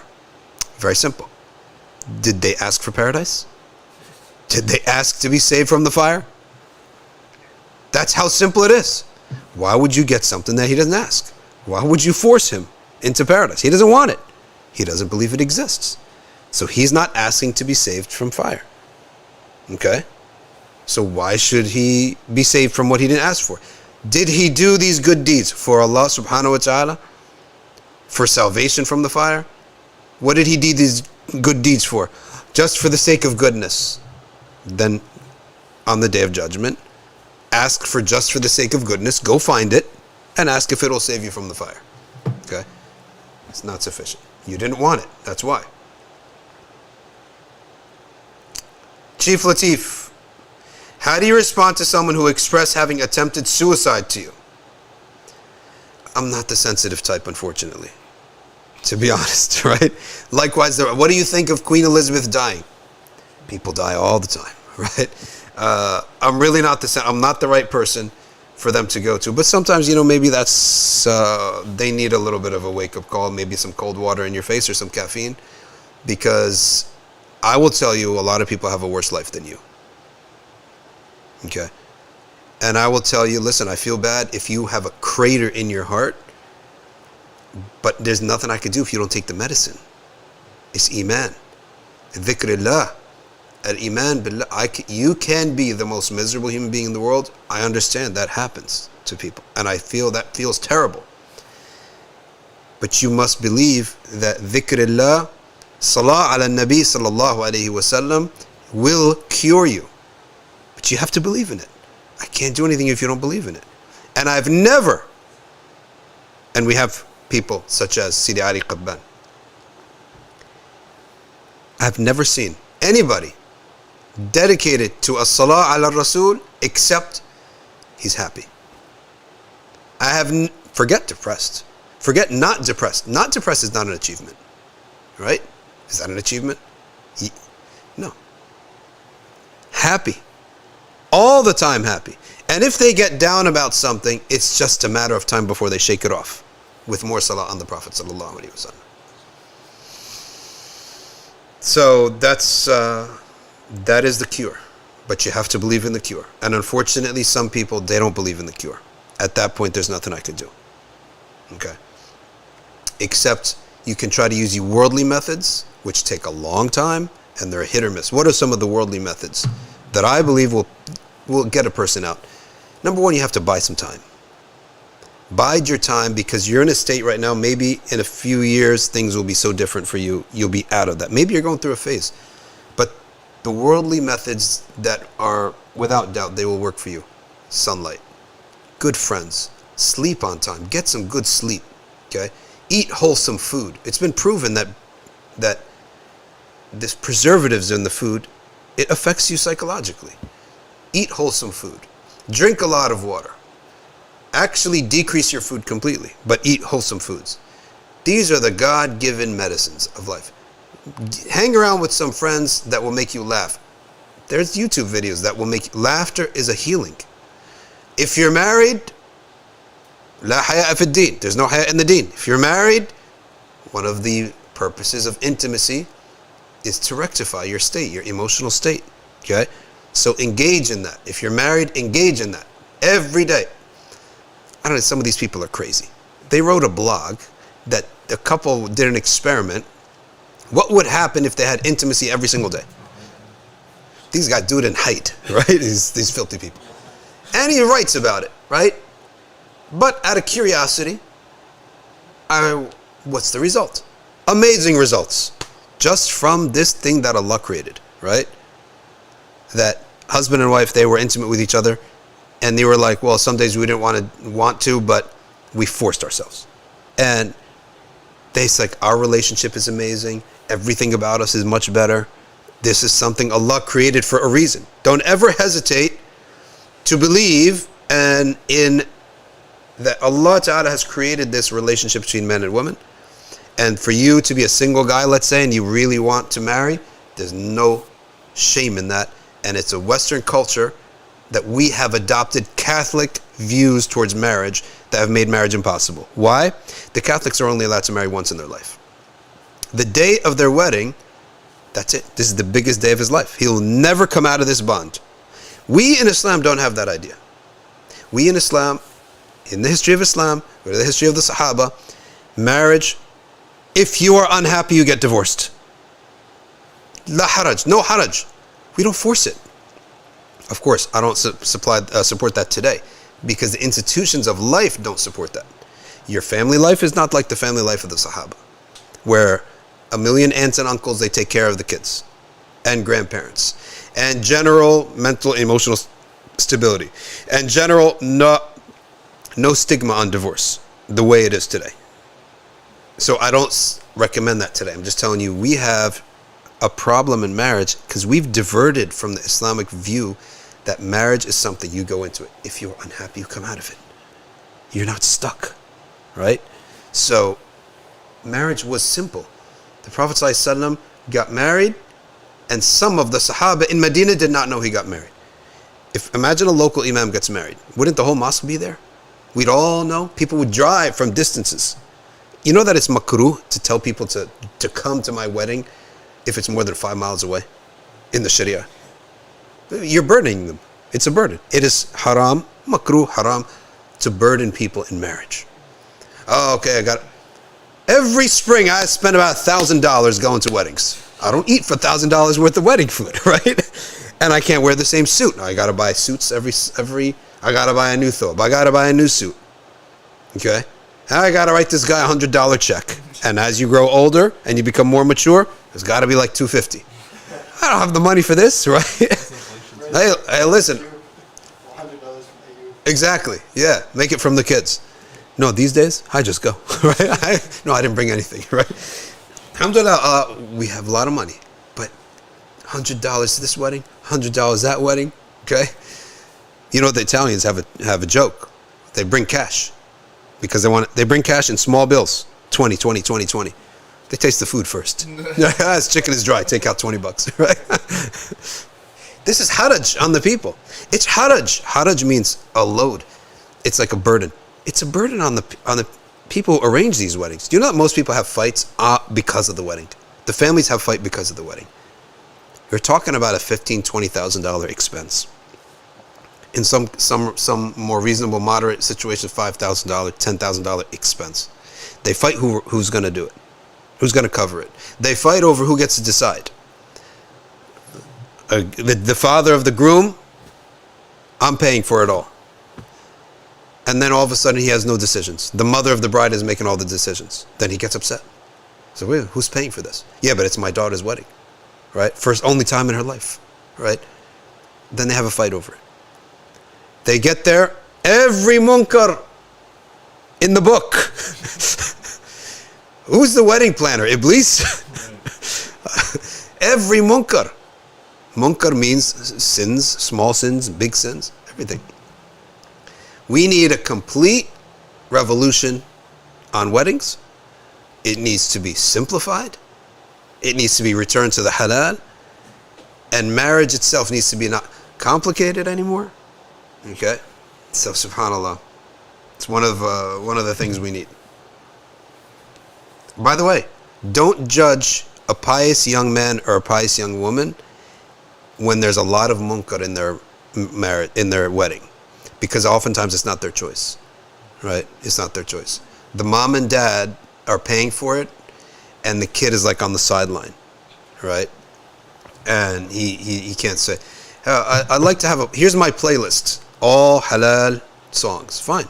There's nasheeds, it's halal. That playlist gets basically deleted, right? And they bring their own playlists with all of what Habib Omar bin Hamid says, Gama'at al-Hishik Bishik, right? That's what he calls it, right? Which is basically all the Arab pop stuff that's in the book. All right. So Hamza Azai, I hope I answered your question. Why the atheist? Does not believe, but he does all these good deeds, but he doesn't believe. Why does he earn the fire? Firstly, why is he offended? He doesn't believe in it anyway. It's almost like you truly do believe in it, right? Because if I get told by a Hindu, our elephants are going to trample you for an eternity, our cows are going to trample you for eternity for eating beef, you think we're going to be offended? I'm going to laugh at you. It's a joke. So you don't believe in the fire. Why are you offended? Okay? If I'm working at a Hindu, with a Hindu, and this Hindu, I see on his Facebook page, every cow, beef-eating non-Hindu is going to be trampled for eternity. You think I'm going to be offended by that? I could care less what you believe. It's all a load of nonsense, right? So I'm not offended by that at all, right? I'm offended for your sake, right? Because you're miskeen, if that's what you believe in. All right, Ali Raghib. No lie, there was a wedding called off here in the Bay Area because the bride's dad wanted, all right, alcohol at the wedding. And the groom said, hell no. So the wedding's called off. The marriage is over because the father wants this. SubhanAllah. I mean, well, look, he may have been, let's say, a non-Muslim. And he's like, no, we're not having a dry wedding. They call it a dry wedding. And he says, well, we're not doing it then, right? So that's the problem if you are like a religious person, but your parents are paying for the wedding and they're not upon that deen.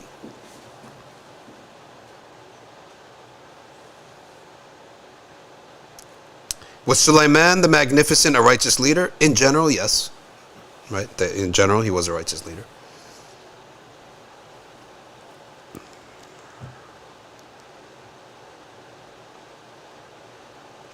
By the way, we're not streaming next Tuesday. There's a medical situation for someone in my family that I have to attend to. Right? I hope you're taking the Hanbali class. Afifa says, what is Hanbali Aqidah? Is it different from Ash'ari and Maturidi? It is different in their interaction with the way they organized it, the way they systematized it, okay, and the way that they do they do tanzih the way we do, and they have ta'wil, but they do ta'wil of the whole text, not a word, not a specific word. Imam Malik, listen to Imam Malik's tanzih here, very important. What is tanzih? It's when there's a verse or hadith that seems to be indicating that God is physical in the world, we must make tanzih. We must reject that aspect. So how do we understand the verse? Imam Malik said, do not separate it from the verse. Okay? Do not separate that attribute from the verse. So you must recite it with the verse. Therefore, the verse gives it the context. It's very important. Imam Malik says, I wish that I would not have narrated in public certain hadiths, and I would have rather received 2 lashes for each time I narrated it rather than have narrated it. Qurtubi says Imam Malik is talking about the verses and the hadiths that show anthropomorphism, or would imply by the ignorant anthropomorphism, and his narration to that in front of those who would misunderstand it. That's how much tanzih is in Imam Malik's fiqh. Do we have to choose a fiqh? Can we not appreciate all? No, we can only live by one fiqh. You can only live by one law. We don't swim around based upon our nafs. You live by one law. But you can take all the classes on ArcView if you're curious, you want to know. You can take them all. Who said we're offering them all? So I really hope that people are taking the Hanbali class. How do you decide which madhab to follow? The ijtihad al-ammi, the ijtihad of the common person, is to determine which is the most worthy for me to follow. So you're watching this live stream, right? You made a decision. This is worth my time. You hear a fatwa or a ruling and you follow it. You made a decision. This is website or book or scholar is authoritative enough for me to follow and live my life based on this. That's the ijtihad. So the ijtihad of the common Muslim is to determine who is most worthy of following, and then you follow them. Now, I said this before. Why is it that we do not just go with the easiest method? Why? Because that would make us, our methodology, that we decide the conclusion, and then we go for the method. And that's not the right way to do things. If a common Muslim did that in everything, his ibadah would be valid, no problem. He's a common Muslim. But is that the right way to do things? Is that the way for talib ilm to do things? Okay. Talib ilm, he decides the scholars and the methodology, the usul al-fiqh, then he submits to everything that it brings. Raghm of his nafs, despite his nafs. And it's riyada against his nafs. Because now, this is the conclusion. I have to put my nafs down. If there's a hardship, then I can go to another opinion in the madhab or another madhab itself completely. Jennifer says, how did you choose and why did you study the Ash'ari Aqid? Every Maliki is an Ash'ari. Why? Because the students of Imam Malik later on, when they came upon Abu al-Hasan al-Ash'ari, they determined this is the best Aqid. First of all, it's the most common one.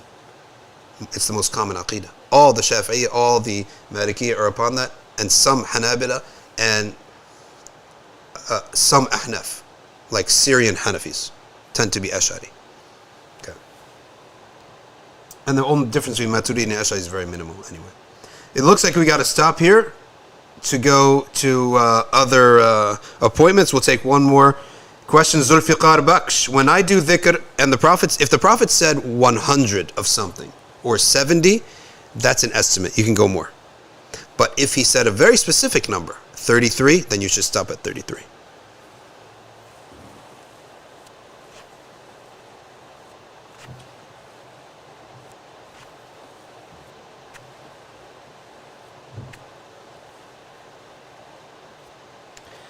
Hey, listen, Sophia, yesterday's episode was on a topic was so unique. Okay. The beavers. Miracle of Allah, these beavers, to be honest with you.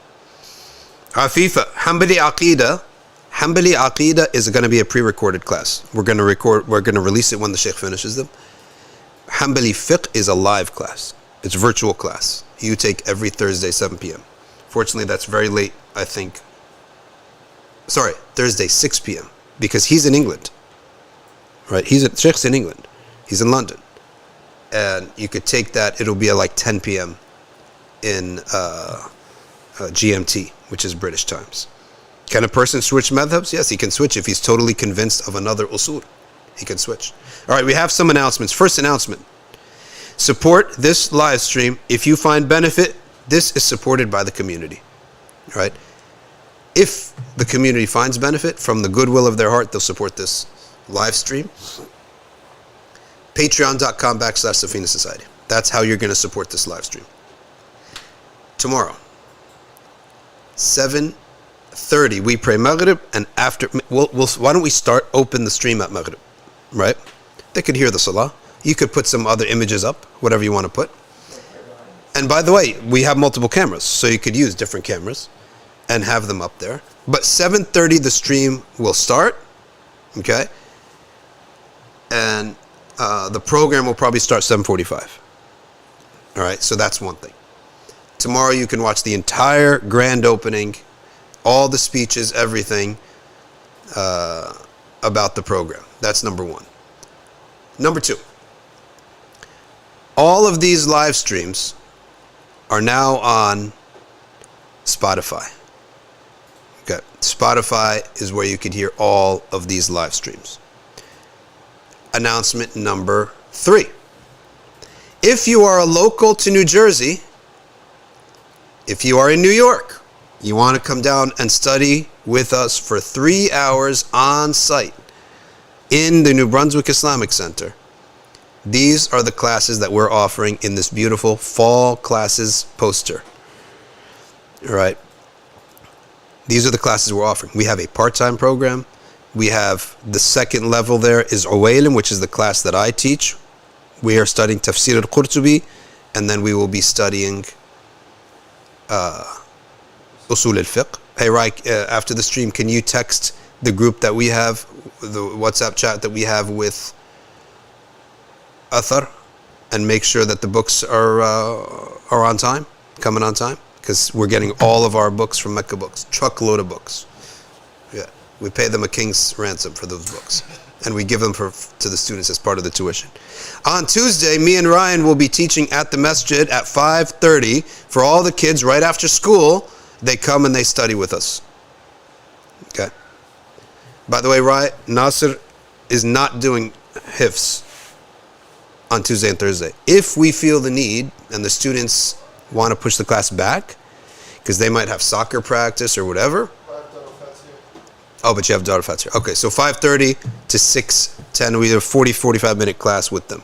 And Sunday mornings, we teach the kids, next gen. All right, so Jazakumullahu khairan, everyone. We ask Allah subhanahu wa ta'ala to accept this and to accept your dua. And we ask Allah subhanahu wa ta'ala to, for all those who are sick, to give them a speedy shifa. All those seeking marriage, to give them all a successful marriage, to grant them qurrat ayn in this life and in the next.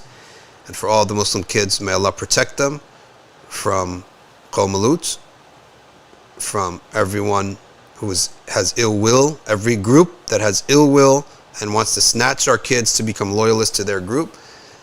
We ask Allah to protect them, to make Iman sweet in their hearts.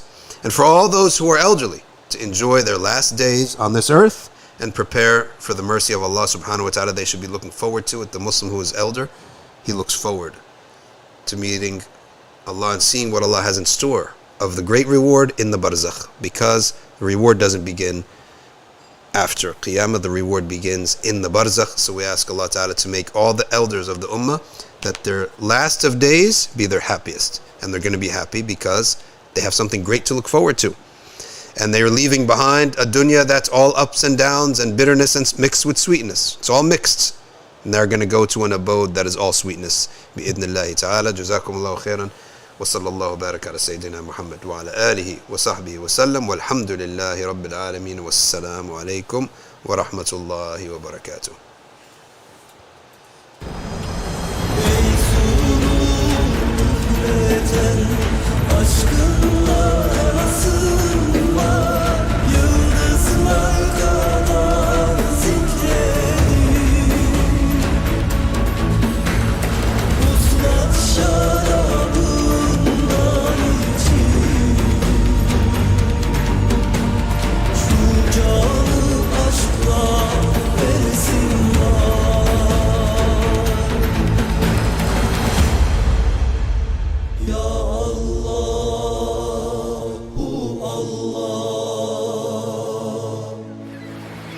Kalbe şifa